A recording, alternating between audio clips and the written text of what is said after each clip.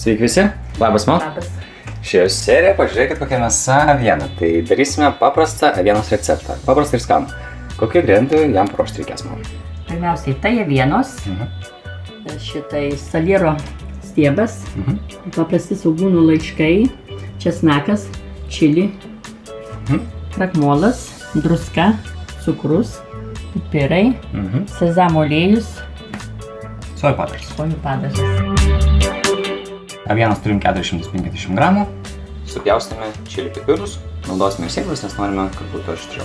Pusantro čili pipiro. Įpilame į keptuvę maždaug porą šaukštų sezamo aliejaus. Čili pipirų sudedam. Saliero stiebą. Šaukštą pjaustyto česnako. Truputėlį pakepiname. Sudedame avieną.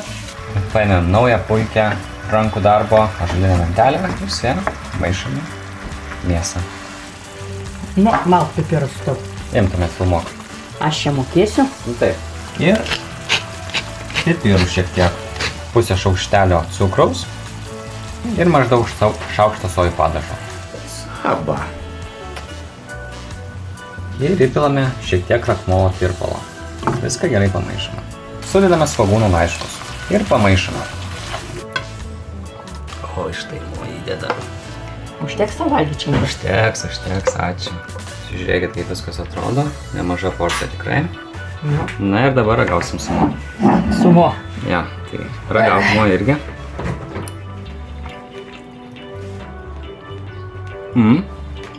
Skanu? Tikrai skanu. Aštru ir skanu.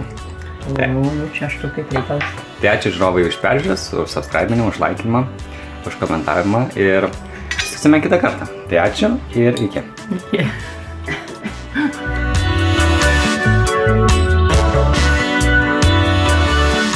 Jeigu nemėgstate jau taip super aštriai valgyti, tai galite įsidėti tik pusę čili pipiro ir tikrai bus pats tas.